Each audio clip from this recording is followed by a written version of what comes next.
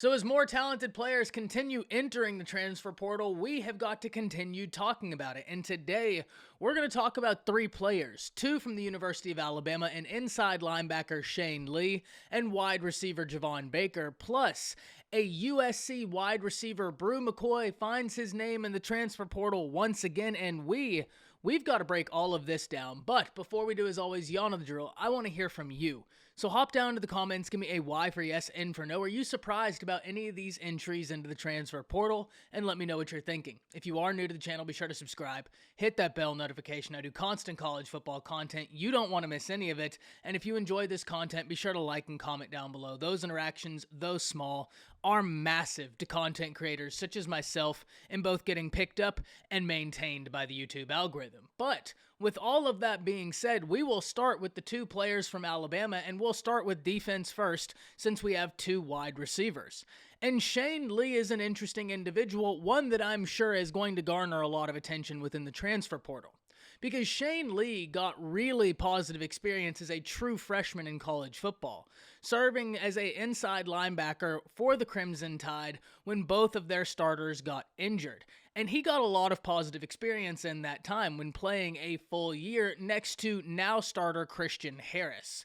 Now, unfortunately for Shane Lee, the next year, if I remember correctly, Saban talked about there being some sort of injury which really hampered his ability to contribute, and this season, we didn't see a lot of Shane Lee, and I think some people thought we might see more of him, more of Jalen Moody, but ultimately, with Christian Harris having been in the program for 3 years this past season, and having started for 3 years, he had such an understanding of the position, and then you enter in Henry To'oTo'o into the conversation. A very talented linebacker coming from Tennessee to Alabama, but Nick Saban and company stating that they felt like Henry To'oTo'o was one of the best football players in the SEC. Not even talking about defense or offense, they were highly impressed with To'oTo'o, and that's why they wanted him to come in, and he was really solid for Alabama this season. He and Christian Harris did a great job in the middle. They had their ups and downs, but one thing is for certain, that is a very talented duo for the Crimson Tide at that inside linebacker position. So, with the transfer of Shane Lee, it does force the question, what does the future of the inside linebacker position look like for the Crimson Tide? Is this an indication that either Christian Harris or Henry To'oTo'o could come back?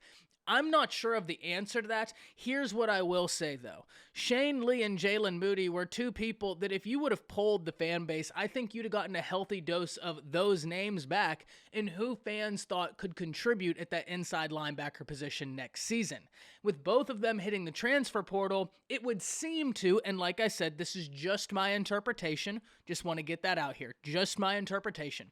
It would seem likely that either A, one of those individuals in Christian Harris or Henry To'oTo'o is going to choose to return to the Tide, or B, some of those young guys have looked phenomenal, and they know they're next. I'm not sure the answer to that, but I'm very interested in finding out. But with that, let's move on to the wide receivers, and we'll start with Javon Baker before we go into Bru McCoy.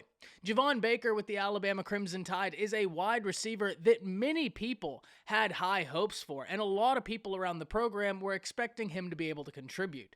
Now, ultimately, Javon Baker, though earning really positive reviews during the offseason, during practices, he was never seen in the role I think many Alabama fans thought we would eventually see him in. And likewise, when you are a member of the Crimson Tide and you're a member of that wide receiver group, it is a stacked unit. Remember, just last year alone, just in last year's recruiting class, of the top 10 wide receivers in the nation, Alabama signed 4 of them.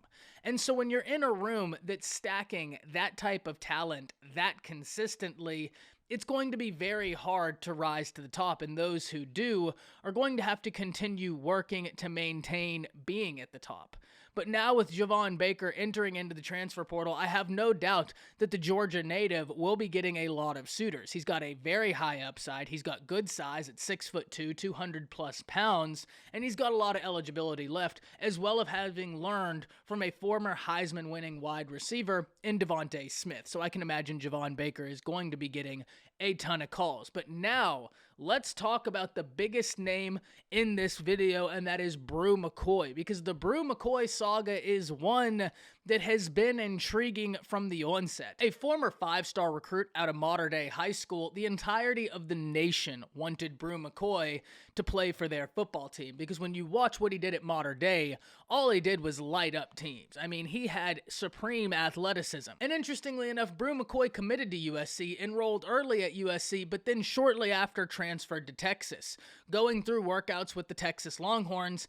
However, it did not take long for his name to reappear in the portal and leaving the Texas Longhorns to go back to the USC Trojans. Now, unfortunately, the story takes another turn whenever Bru McCoy got an illness that kept him from being able to contribute for some time, and it only gets even sadder when this offseason he was arrested for violence against a partner, although the charges were ultimately dismissed. But along with the charges, he was essentially not allowed to participate with the USC football team for the past season. So Bru McCoy, finding himself back into the transfer portal, has had an up and down career, and unfortunately, it's been a bit more down, whether it's been factors that he could not control, such as the illness, or the arrest in which a bad decision was made. Now, ultimately, Bru McCoy is still a very talented individual, and I do expect for there to be suitors because there's a lot of players entering the transfer portal, and teams are going to be able to need to make up for the talent lost. Bru McCoy does have that talent, does have that ability, and I'd be surprised if it took a long time for him to find a suitor, at whatever level that may be. It is a name, though, that is going to garner so much attention within the transfer portal that we must keep up with it, especially when you have a story like he does entering the transfer portal.